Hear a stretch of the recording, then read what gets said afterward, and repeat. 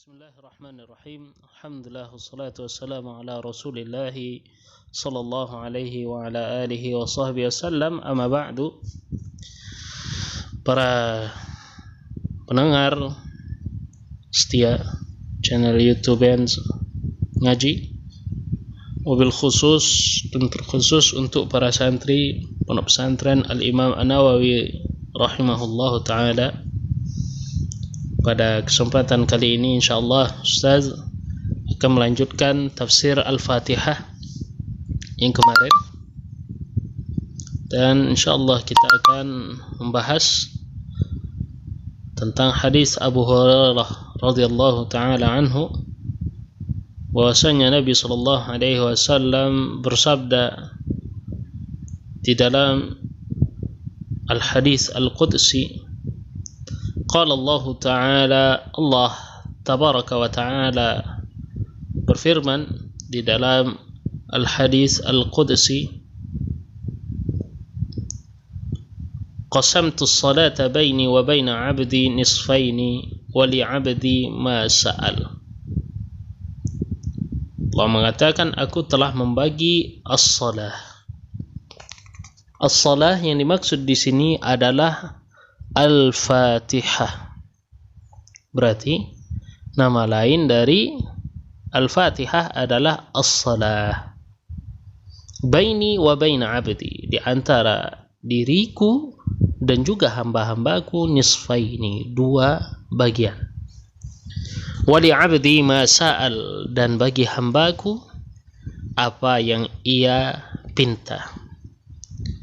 فَإِذَا قَالَ الْعَبْدُ الْحَمْدُ لِلَّهِ رَبِّ الْعَالَمِينَ, apabila hamba mengatakan Alhamdulillahi Rabbil Alamin, segala puji hanyalah bagi Allah, Rabb yang bermakna pemilik, pencipta, pengatur, Al-Alamin.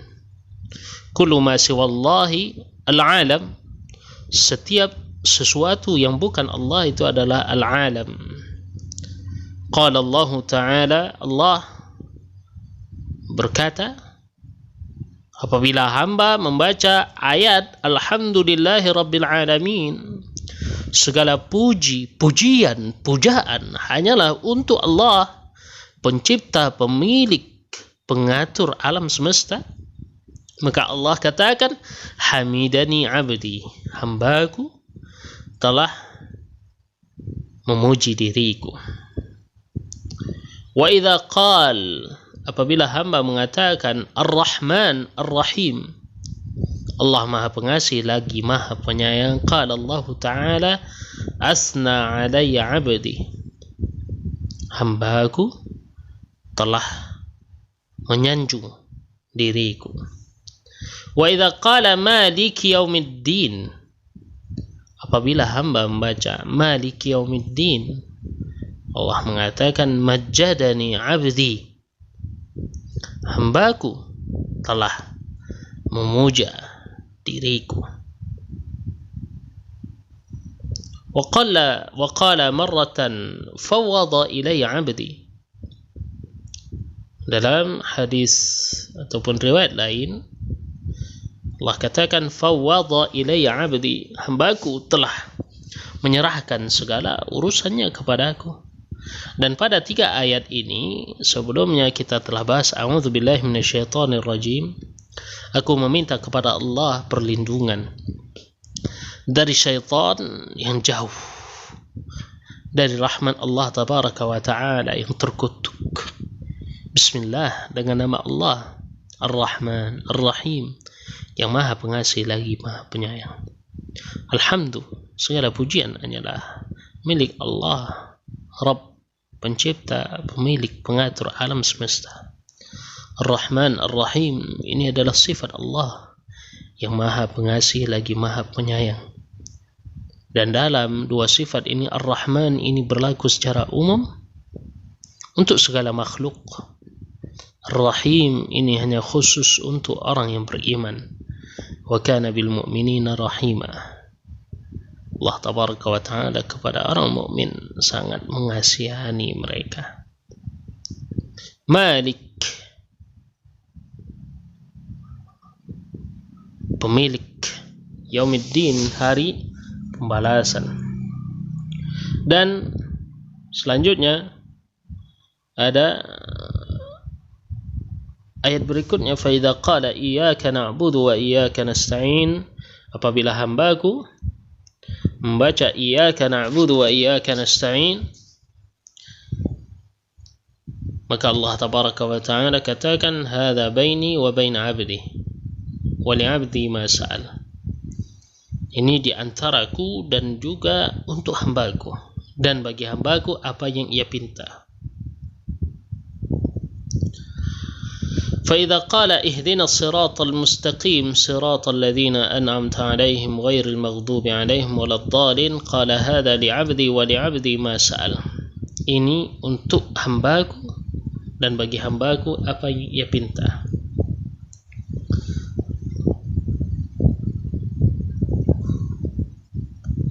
Apabila hambaku membaca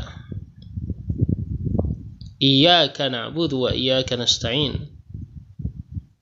ini antara diriku dan hambaku, dan untuk hambaku sesuai apa yang ia minta. Maksud dari iyyaka na'budu wa iyyaka nasta'in,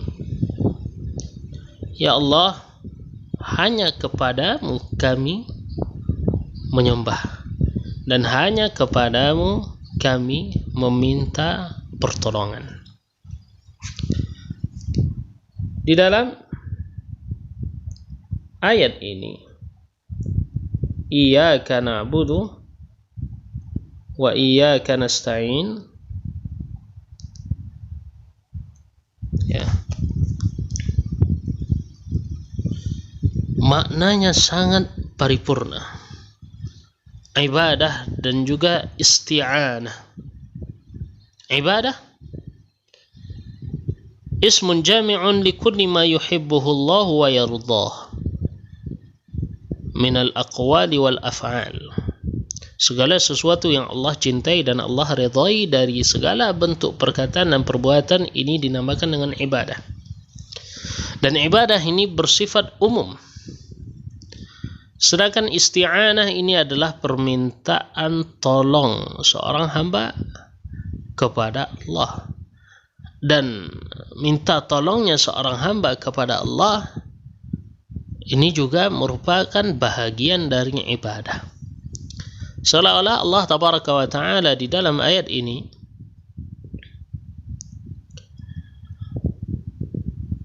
menggabungkan antara hal yang sifatnya umum, yaitu ibadah, kepada hal yang sifatnya khusus, yaitu meminta pertolongan.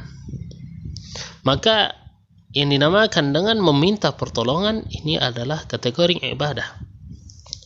Segala bentuk permintaan tolong kepada selain Allah tabaraka wa ta'ala, dan permintaan tolong itu dilakukan kepada sesuatu yang tidak memiliki kapasitas untuk menolong pada saat itu dan dia tidak hadir untuk memberikan pertolongan, maka ini adalah pertolongan ataupun permintaan tolong yang tidak dibenarkan. Minta tolongnya hamba kepada hamba yang lain itu diperbolehkan secara syariat. Apabila Anda meminta pertolongan kepada orang yang hadir dan dia juga mampu memberikan pertolongan, ini hal yang boleh dan tidak masuk ke dalam kesyirikan. Tetapi jikalau ada orang yang datang ke kuburan yang dianggap keramat sakti dan lain sebagainya, kemudian ia meminta pertolongan, istighatsah, kepada yang ada dalam kuburan ini, inilah yang dikategorikan kesyirikan, karena dia meminta pertolongan kepada hal yang tidak ada dan juga tidak mampu untuk memberikan pertolongan. Sedangkan Allah adalah zat yang maha ada. La ta'khudhuhu sinatu wa la naum. Allah tidak mengantuk dan Allah tidak tertidur. Maka Allah tempat kita untuk meminta pertolongan, mengadu, meminta perlindungan. meminta rezeki, meminta jodoh, semuanya, meminta ilmu, semuanya kita pinta kepada Allah, minta tolong kepada Allah. Allahus Samad, Allah yusmadu ilaihi kullu syai', kepada Allah semuanya disandarkan, minta kita kepada Allah. Maka dalam ayat ini Allah katakan hadza baini wa baina 'abdi. Ini adalah hal yang ada di antara diriku dan juga hambaku, dan bagi hamba apa yang ia pinta. Maksudnya di sini ketika kita mengatakan iyyaka na'bud, ya Allah, kepada Engkau kami meminta, ataupun kepada Engkau ya Allah kami menyembah, dan hanya kepada Engkau kami meminta pertolongan. Ini adalah bahagian dari Allah, hak Allah untuk disembah, hak Allah juga untuk kita meminta pertolongan kepadanya, dan kita juga mendapatkan hak menjadi seorang hamba yang menyembah Allah dan juga mendapatkan bantuan dari Allah. Maka apapun permintaan kita kepada Allah, Allah pasti kabulkan. Makanya Allah bagi ayat ini sebahagian untuk Allah, sebahagian untuk kita. Untuk Allah apa? Hak Allah untuk disembah, hak Allah untuk diminta pertolongan, hak Allah untuk dimintakan perlindungan. Hak kita apa? Status sebagai hamba, status untuk mendapatkan pertolongan dari Allah. Dan dalam keseharian 17 kali kita baca ayat ini berulang-ulang dalam salat wajib. Seolah-olah memang tidak ada tempat untuk menyembah, tidak ada tempat untuk mengadu, meminta pertolongan, meminta perlindungan, kecuali hanya kepada Allah semata. Maka dengan itu tidak ada tempat kita mengadu segala hal yang telah kita alami dan rasakan. Tidak ada tempat curhat yang lebih mulia dibandingkan Allah tabaraka wa ta'ala. Kemudian ayat yang terakhir, ihdinas siratal mustaqim, ya Allah, berikanlah kami petunjuk untuk selalu berada di jalan yang lurus. Sepintas tentang hidayah. Hidayah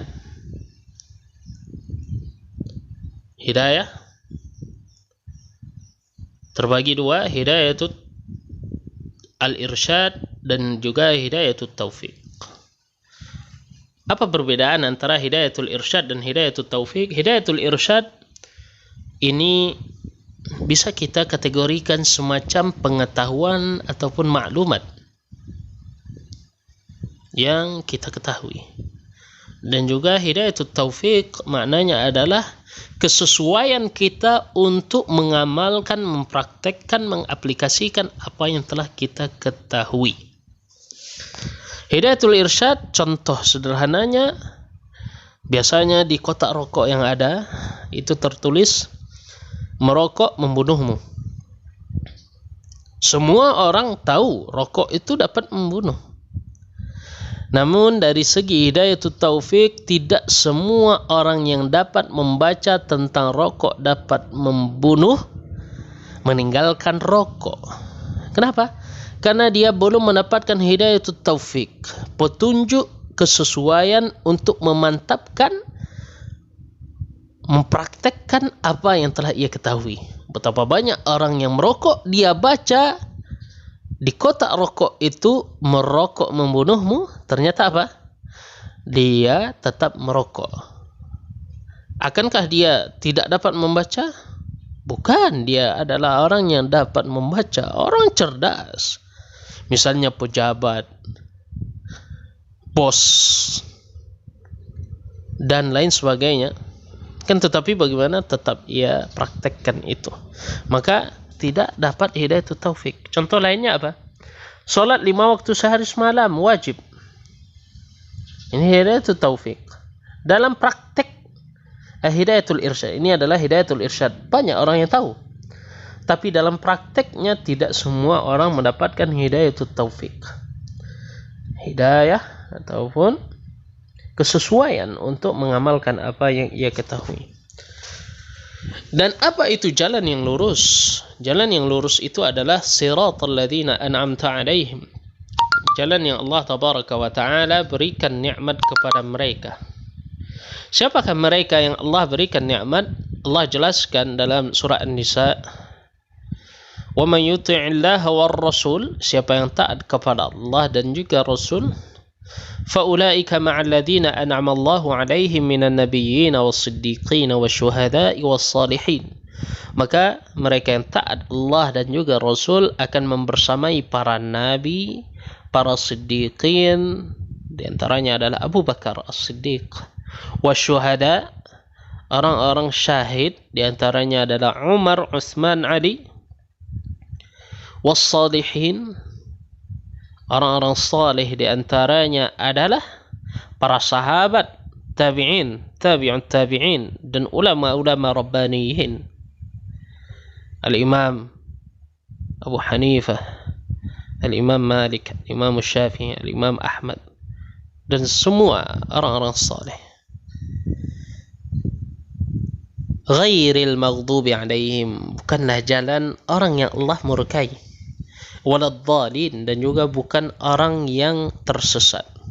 Siapakah orang yang Allah murkai dan siapakah orang yang tersesat? Yang jelas jawabannya, mereka bukanlah mukmin. Karena mukmin bukanlah orang yang Allah murkai, berarti Allah redai. Mukmin bukanlah orang yang tersesat, namun adalah orang yang Allah berikan petunjuk.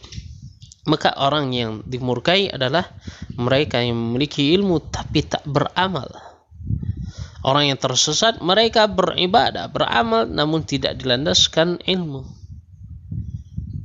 Orang yang dimurkai memiliki ilmu tanpa ada amal. Contohnya, wa ala ru'usihim, dan pemukanya adalah orang Yahudi, berilmu tapi tak beramal. Ad-dhalin, mereka yang tersesat, beramal tapi tak dilandaskan ilmu. Pemimpin mereka adalah orang-orang Nasrani. Sedangkan mukmin berada di tengah-tengah, berilmu, setelah itu berkata dan beramal. Maka Allah komentari, hadza li'abdi, ini adalah hak hambaku. Hak hambaku untuk mendapatkan dan meniti jalan yang lurus. Hak hambaku, dan bagi hambaku apa yang ia pinta. Wa li'abdi ma sa'al, dan bagi hambaku apa yang ia pinta. Maka dengan ini, dalam keterangan hadis yang diriwayatkan oleh Imam Ahmad, hadis yang ke-7291, Al-Imam Muslim, hadis yang ke-395, keterangan hadis ini menunjukkan bahwa Al-Fatihah adalah rukun salat, karena Allah menyebut Al-Fatihah dengan kata salat. Al-Fatihah disebut salat karena surat ini dibaca saat salat, dan seorang hamba yang membaca surat ini ketika salat, dia hakikatnya sedang melakukan dialog dengan Allah. Allah membagi bacaan Al-Fatihah dalam salat menjadi dua, setengah untuk Allah dan setengah untuk hamba. Setengah untuk Allah ada di bagian awal.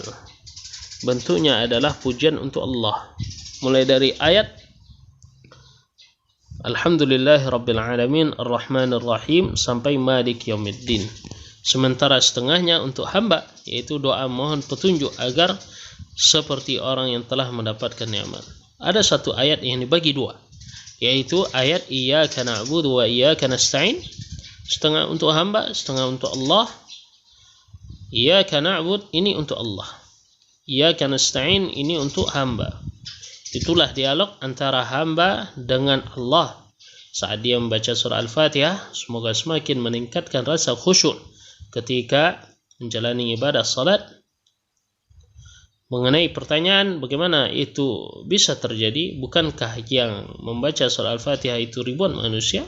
Lalu bagaimana cara Allah berdialog dengan mereka semua?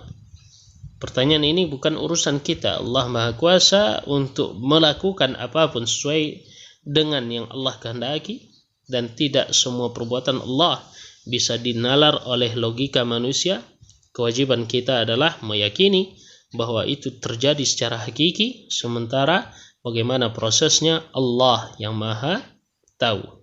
Dan inilah yang dapat kita pelajari. Subhanakallahumma wa bihamdik, asyhadu an la ilaha illa anta, astaghfiruka wa atubu ilaik.